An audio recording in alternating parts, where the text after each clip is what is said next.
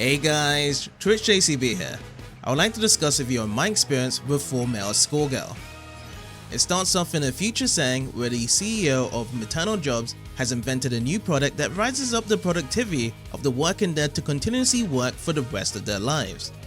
The main characters Ryoko and Akemi are affected by this from the loss of their family, start their plan to take revenge. We get to choose either of them for our mission to take out the CEO on the 100th floor.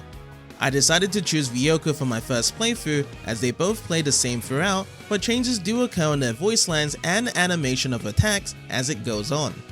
The one we don't get to choose gets shut down and taken away by the company as we get to see it at a later part to be controlled against us. At first I was optimistic of being able to play as the other girl during the floors once we were able to rescue them, but sadly that wasn't the case as we would have to wait to complete the game before we are able to unlock them to be used for the Endless Mode or New Game Plus. As for the gameplay, it is a roguelike third-person shooter as we get to choose weapons to assist us on our journey. Regardless of what weapons I did take, I enjoyed running these floors down, causing carnage wherever we go. Environmental damage goes to a maximum, seeing the collateral damage being made along with the body parts of these cyborg workers destroyed for who dares to oppose us. Do note they do have cooldown periods as changing between these back and forth is the best way to conserve our meter moving forward. There are extra abilities we can use during our combat, such as using drones that is controlled by Hakase, who is guiding us along the way. Each of these have different capabilities that provide us the extra firepower to take down the enemies if used effectively. My preference would be the attack boost drones that powers up our weapons attacks as we can let the damage soak in for quick results. Defensive options are taken into account once we are able to obtain a shield after finishing off the tutorial phase, as we are able to defend ourselves from the shots fired at us. The enemy can also use this feature, and to counter this is to simply use a melee strike to break away the defenses as they will be forced to use another move. Another useful ability would be the punishment moves, as we are able to use it once we have gotten our PP gauge up by a certain level. These moves are useful to wipe out tons of enemies, as I found it best to be used at the beginning of each fight to clear out space and build up more PP on the remaining enemies to reserve it for the next fight. Mobility is a key component as we are able to use the hover dash and dodging abilities to gain speed and evade incoming attacks.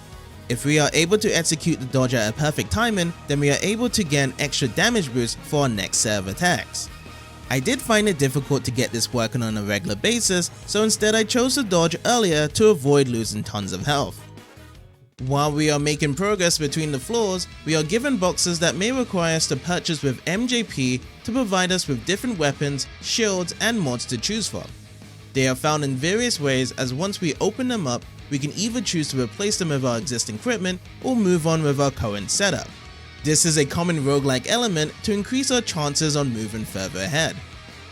On certain floors, we would have to challenge one of the bosses who are in charge of that department. They each have their own set of unique abilities that we would need to be wary against and use the right moves to our advantage. They come off as bullet sponges at first, but it helps out with depleting their stun gauge to use the retirement blow and finish off the rest of their health.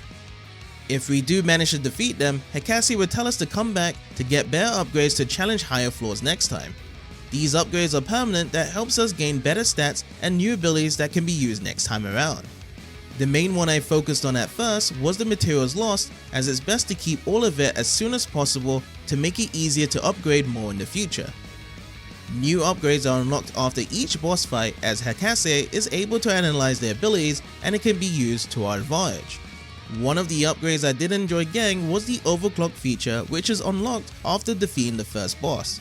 We gain super speed for a few seconds to eliminate the enemies on screen. It's very handy if we ever need to target specific enemies in the area to keep our health high.